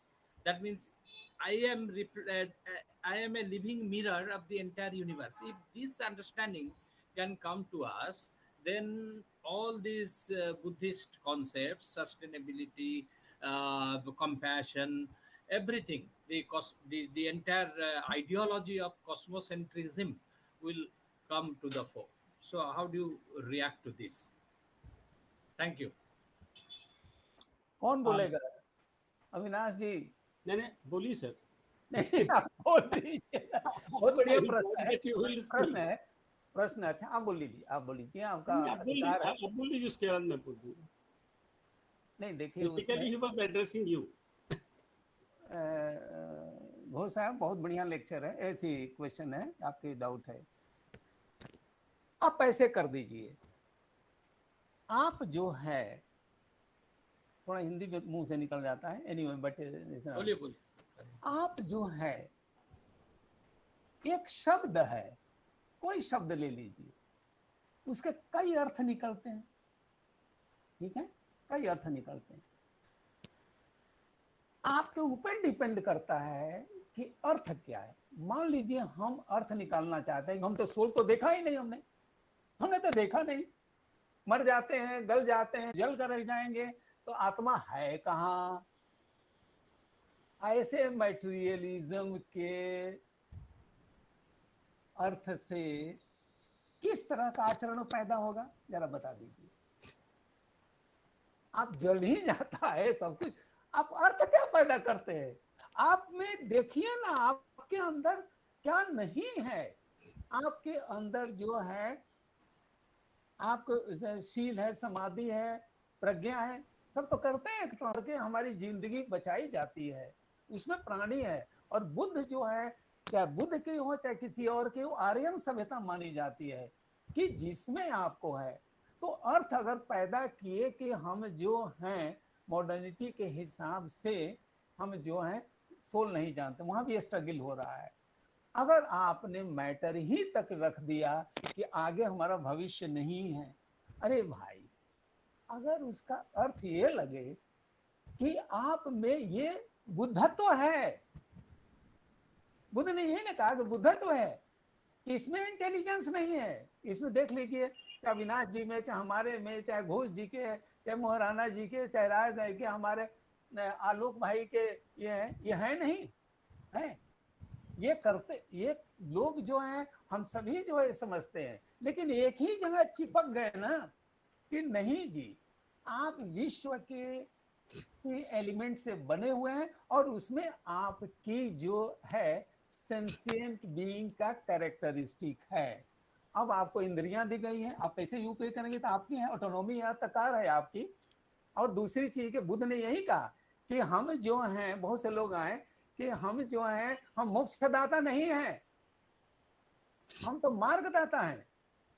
जो मार्गदाता communist दिखाएगा और मोक्ष क्या देगा वो? आज पीड़ा जो है इंडिविजुअल, जो लाइफ की जो है respectability of life, communist they don't have this kind of respect for life. और मॉडर्निटी में इंडिविजुअलिस्टिक हो गया, एक्सट्रीम काइंड ऑफ इंडिविजुअलिज्म, और उस इंडिविजुअलिज्म में केवल एक ही प्रायोरिटी है। इंस्टीट्यूशन बर्बाद हो जाते हैं, फैमिली बर्बाद हो जाती है, आपकी पॉलिटिकल हो जाती है, आपकी सोशल हो जाती है, आपकी जो है एथिकल हो जाती है, सेल्फ अदर की कोई हो जाती है। तो क्वेश्चन ये, अर्थ क्या पैदा करते हैं? को अहम, आप तो बताइए को अहम कौन है? उपनिषद का है, बुद्धिज्म में भी है। आप पहचानिए तो अपनी आइडेंटिटी कि आप खाते हैं प्रकृति के ही सारे एलिमेंट्स हैं और उसी प्रकृति को अज्ञान में बर्बाद कर रहे हैं। ये इतनी इंटरेस्टिंग चीज है। और यही तो कह रहे हैं कि भाई सेंसिएंट बीइंग तो जानिए। आप कुत्ते को कर सकते हैं, प्यार कर सकते हैं, आप इसको प्यार कर सकते हैं, पेड़ को लोग कर सकते हैं, आदमी को करते हैं, तो पूरी इकोलॉजी को नहीं करेंगे तो आपकी आइडेंटिटी, आपकी लिविंग जो है, आपके जो लाइफ की रिस्पेक्टेबिलिटी है, कहाँ होगा? ये बहुत डीप है, इसके लिए बहुत समय चाहिए और बहुत, इसीलिए ने कहा कि दुख और दुख निवृत्ति। उनसे पूछा गया 2-3 पॉइंट, उनसे पूछा गया कि तुम जो है तुम हो कौन? उन्होंने कहा तुम हो क्या, यहाँ बकबक कर रहे हो, सारा संसार बर्बाद कर रहे हो, आत्मा नहीं है, ईश्वर नहीं। अरे हमको ईश्वर से क्या मतलब है? अल्लाह कभी आता है? या जो ब्राह्मण आते हैं हमारे पास, या कोई जो राम और कृष्ण का आते हैं हमको बचाने के लिए? बर्बाद नहीं होता है। उन्होंने आचरण दे दिया है, आपको आचरण दिया है, एक दिशा दी है। पुरुषोत्तम राम बन गए, कृष्ण जो है धर्म और अधर्म के बीच में कर गए। अल्लाह जो किए होंगे वो किया होगा, वो किया हुआ। ये सारा काम जो है किसी जो आइडियोलॉजी के अंतर्गत हो रहा है। आप ये देखिए कितना बड़ा प्लान है, इसलिए कि सारी चीजें हुई। कैसे कोई अल्लाह का नंदा आलोक का, जिसको जो अल्लाह को करते हैं, अल्लाह के नाम पर कैसे गर्दन काट सकते हैं? राम के नाम पर कैसे हम गर्दन काट कर सकते हैं? तो जो आचरण दिया है, जो शास्त्र लिखा है, वो दिया है। आपकी पहचान, आपकी इमेज को क्रिएट किया है कि हमने पैदा किया आपको, या हमारे अंश हैं आपको। इसलिए ये देखना पड़ेगा, प्रकृति जो है, प्रकृति को ही, विश्व को ही, सनातन धर्म जिसको वर्ड यूज करते हैं, वो कोई मजाक नहीं है, मजाक नहीं है। वो सनातन में कह रहा है कि जो आप है वही तो हम है, जो पृथ्वी वो चांद है। तो ये क्वेश्चन कौन करता है? जो हमारे लीडर्स हैं, जो अर्थ पैदा करते हैं, जो रामायण में कर सकते हैं, महाभारत में कर सकते हैं, आपको जो है सरिया में कर सकते हैं, आप कुरान में कर सकते हैं, आप बाइबल में कर सकते हैं, जो अर्थ पैदा करेंगे। और अज्ञानी लोगों को जो वल्नरेबल है उसको पैदा करके के आप करते रहेंगे। बुद्ध ने यही तो कहा कि हम मार्गदाता हैं, हम मोक्ष नहीं देंगे तुमको, वहां जाओगे, संसार में जाओगे तो स्वर्ग में चले जाओगे, नरक में चले जाओगे, यही नरक बनना। बहुत से बड़ी इश्यूज है, मैं बहुत सी पॉइंट्स है, मैं सॉरी हमको इतना बोलना पड़ता है, और आपने जो है इस चीज को लिया, तो ये इसमें से सैकड़ों नहीं हजारों इश्यूज पैदा हो रहे हैं। तो ये कीजिए कि पृथ्वी में 4 तत्व माने गए हैं, बुद्ध में 5 जो माने गए हैं, ब्राह्मणिक ट्रेडिशन में माने गए हैं, और इसको इस एलिमेंट्स, फंडामेंटल एलिमेंट्स से हर चीज जो है कंस्टिट्यूट होती है, हर चीज का क्रिएशन होता है, और नेचर को माना है। बुद्ध ने कहा कि भाई इवोल्यूशन तो हो गया, इवोल्यूशन हो गया, और इवोल्यूशन में जब ह्यूमन बीइंग जब बढ़ता है तो डिवोल्यूशन करता है वो। मेरी थीसिस है evolution, devolution and then evolution. उन्होंने कहा जब इवोल्यूशन हो गया, आपका पैदाइश हुई, माँ के पेट में से निकाल रहे हैं, वहां तो आप जो है तलवार चलाने वाले नहीं थे ना, बंदूक मारने वाले तो नहीं है ना, ये हर से नहीं। और इसलिए आप जो पैदा हुए, आप बड़े हुए, धीरे धीरे बढ़े गए, तो राग उत्पन्न होने लगा, इंद्रियां सब काम करने लगी, तो डिवोल्यूशन हो गया। एक्चुअली जो इवोल्यूशन में स्टार्टिंग पॉइंट था वो डिवोल्यूशन हो गया। तो बुद्ध ने कहा कि जो आचरण प्रकट होकर आता है और वो प्रकट होकर आता है, उस डिवोल्यूशन को इवोल्यूशन में हमको इस एथिसाइजेशन करना है, और उसके लिए फॉर्मूला है, उसके लिए तरीका है। लेकिन जो अब के जो आइडियोलॉजी जो बनी हुई है, जो डायरेक्शन दिया जा रहा है, वो 6000 अगर बिलियन, मैं एग्जैक्ट नहीं जानता, 6000 आचरण तो इसी को कहते हैं कि आपने आचरण, तो बुद्ध ने यही कहा कि तुम कौन हो? तो किसी ने पूछा कि क्या तुम अपने को ईश्वर समझते हो? उन्होंने कहा कि नहीं, हम ईश्वर नहीं है। तो तुम हो कौन? तो क्या अपने को असुर समझते हो? बुद्ध ने कहा कि नहीं, हम असुर नहीं है। उन्होंने कहा कि अच्छा जो है तुम जो है ये इस देश के, चाहे इस तरह से, उसमें जो एक और देवता के आता है असुर सर के, अंत में पूछा कि क्या तुम मनुष्य हो? बुद्ध ने कहा कि नहीं, मैं मनुष्य भी नहीं हूं, मैं मनुष्य नहीं हूं। तो उसने कहा कि तो बचा क्या, तो तुम हो क्या? तो उसने कहा कि मैं बुद्ध हूं। क्योंकि आप मनुष्य से अगर जो है, अगर बुद्ध बन जाते हैं, आप चित्त शुद्धि हो जाती है, आपके आचरण में नेचुरली आएगा, आपके बिल्कुल नेचुरल है, और वो पर्दा हटेगा। शील जो है, या जो ब्रह्म विहार है, या अष्टांग मार्ग है, ये एक्सीडेंटल नहीं है, ये प्रोग्राम है। उस प्रोग्राम में क्या होता है, जब करुणा उत्पन्न होती है तो अदर की तरफ आप जाते हैं।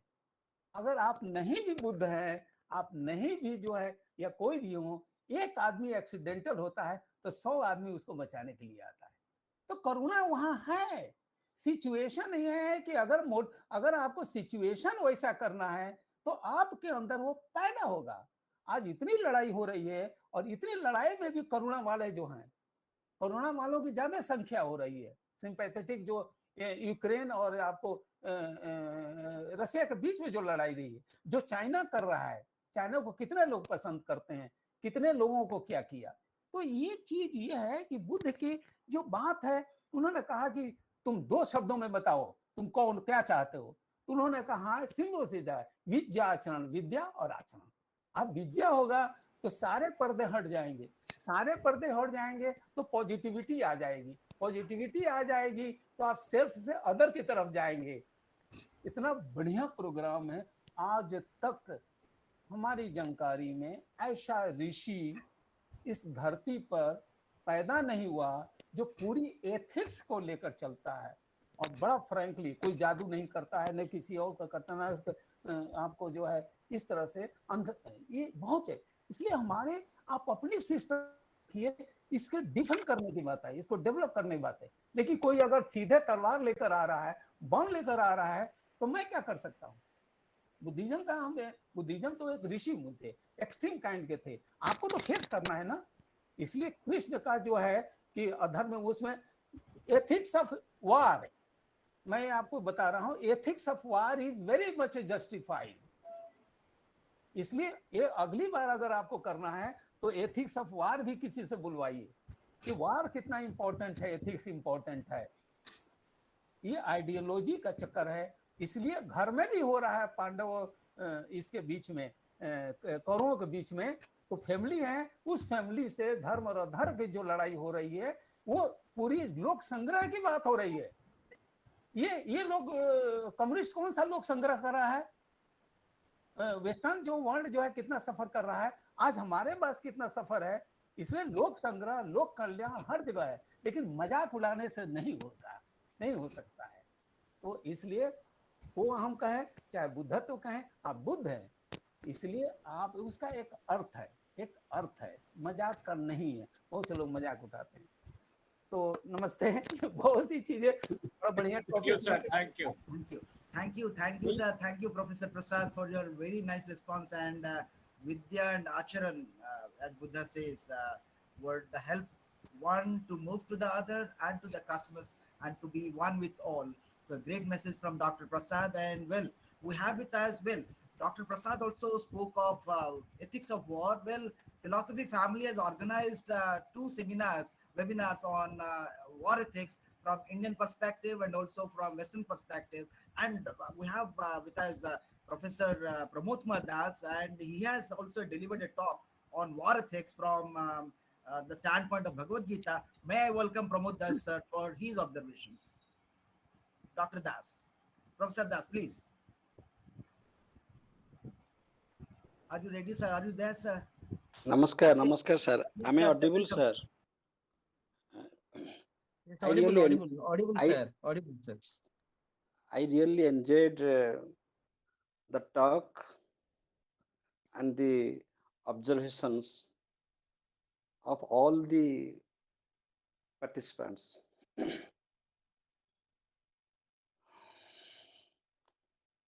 My point is,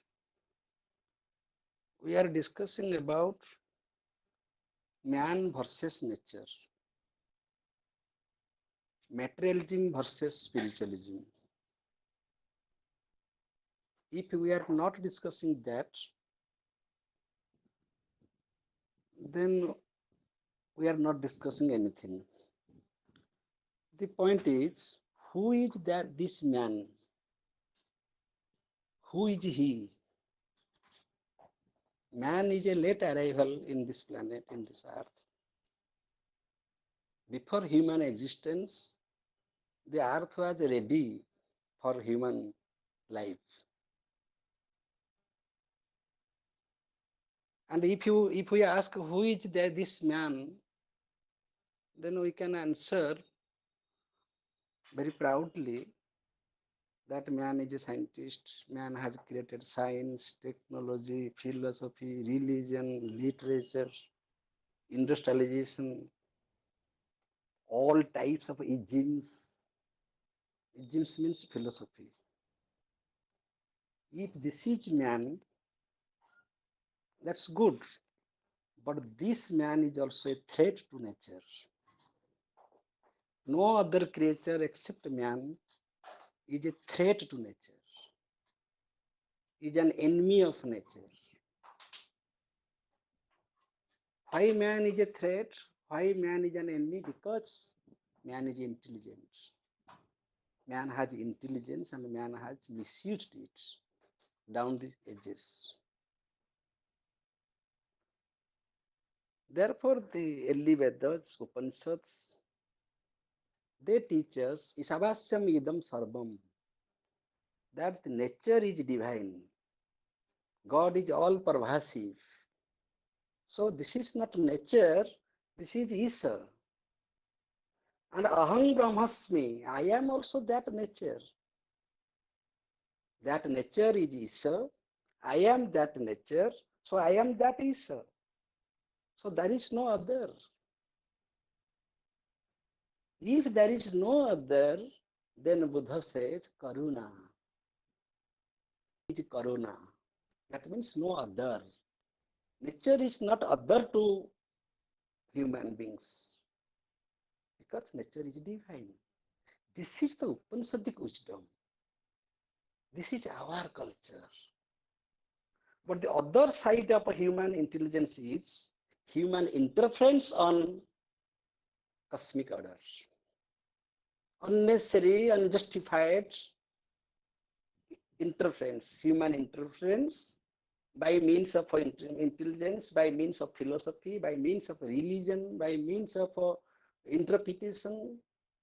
Man has been misusing nature, though it is not the right of a man to interfere. Violating the right, man is doing this. We may call it anthropocentrism. But this starts from a very selfish, egoistic attitude of human being against nature. Because man is not that actually. That is not the identity of a man, that a man is a scientist. Man has created everything, but man is not a creator of nature. Man is a part of nature. This understanding everybody should have. But we are groomed with, the modern children are groomed with, modern students are groomed with, modern people are groomed with materialism. Who am I? I am my name, I am my fame, I am my achievement, I am with this science, philosophy, technology, etc. Even education. Man needs education because man exploits nature. No animal exploits nature. Nature is very systematic. It is a cosmic order that is called Rita in Upanishad. We raise the dust and complain that we can't see. We are the creator of all types of crises. Being a scientist, being a philosopher, being a religious person, being a communist, being an industrialist, being a fake Baba, being a materialist, we are polluting nature, violating dharma. That is not dharma of man. That is not manava dharma. If we are really rational, we should use that Vedantic wisdom that Vasundhaiva Kutumbakam. The plant is my friend, my cousin brother. This animal is my cousin sister. The entire nature is a family. That is that we can term it as cosmocentrism or theocentrism. So this crisis is really the crisis of wisdom, knowledge. We are talking about different types of achievements created by human beings, but man is a party, nature is another party. Man should take care of nature. Man should not exploit nature. So we cannot compensate this loss by advocating any ism, any philosophy, any technology created by man except the spiritual discipline, except the moral discipline. Therefore, man is a threat to the nature. Man should not be. Man should take care of nature. So Buddha is famous for karuna. That if there is no other, then karuna. No type of violence. No type of violence. Only karuna. Because nature is identical with myself. He does not believe the next step that nature is identical with God, because he does not believe in God. He does not believe in permanent soul. He does not believe in a permanent substance. But he says that man is identical with the nature, because there is no other. There is no other. Karuna means there must be two parties, and the next party is nature, and this party is man, and they are identical. And Vedanta says to the next step that nature is God. Isavasyam idam sarvam. So this is the spiritual grooming. So our culture, our country, our philosophy will inspire this type of teaching to our students. Therefore, Vairagya comes. Tena tektena bhunjitha will follow the statement Isavasyam idam sarvam. Naturally, ethics will come from our wisdom, our conviction, our worldview. Tena tektena bhunjita, this ethics directly follows from the philosophy Isavasyam idam sarvam. So as your metaphysics, as your spiritual grooming, so is your ethical, social life. Thank you. Thank you. This is my observation. Thank you, Professor Das, for your observations. Nice ones too. Well, it is already nearing 8:45. With a request to Professor H.S. Prasad sir to accept an invitation from philosophy family and make it convenient to deliver a lecture that would be really helpful to all the participants and the viewers in the YouTube, because the lectures here are uploaded in the YouTube in the evening itself, today itself. So I think Professor Prashad sir will accept our invitation, and uh, any time that he feels convenient, any Sunday he feels convenient, would be very happy, and the people here would be loving him to Sir, please complete ask him WhatsApp number, Then he will accept your so we can contact invitation. WhatsApp number. please, sir, please, Prashad You sir, all please. want to listen him? I want to listen him, sir. Well, please share your WhatsApp number, sir, so that we can contact, we can have your address, and we can also send you the literature that Philosophy Family has produced, sir. We have two edited volumes till date based on the talks in Philosophy Family. So it's a group that we have created in Odisha during the Corona period, when there were no colleges and we wanted to reach to the students. So it was in last 2 years. 2 years we have not completed. We will be completing this July 27th. In these 2 years, we have organized 366. Today, I think today is the 366th webinar that Philosophy Family is conducting, sir. So we can share our literature and all. Please share your WhatsApp number in the chat box, sir. And I think you will accept our invitation for a lecture here, sir. Namaskar, sir. Now over to Kailas Mahana, sir, for proposing a vote of thanks. Okay, thanks so much, Dr. Rao. Uh, we are listening to the talk of Professor Srivastav. Really, I was enjoying the talk. I enjoyed the talk very much. And I was also enjoying the entire dialogue of all the learned viewers like Professor Prasad, Professor Ghosh, Professor Alok Tenden, Professor Ashutosh, Dr. Pramod said, Professor Prabhas, Professor Pramod Kumar Das, and Dr. Rao. And when I was listening to uh, the observation of Professor Prasad, it is like a comprehensive observation, and it is like a talk also. And we have learned so many things from him. And as we have been very much benefited by Professor Srivastava, we have also been benefited by all the senior professors, and especially from Professor Prasad. I can bow down my head before the learned arguments from all the views. And today, Professor Das, our Arvine, has also given a beautiful observation when he was unifying man versus nature and materialism versus spiritualism. He was also focusing on the spiritual grooming of man, and it is though we are late, it is not possible to reflect my own views, own observation that is on the top. Really, the observation and queries of this session have strengthened our understanding on Buddhist idea, on environment, on nature, on man, and so many things.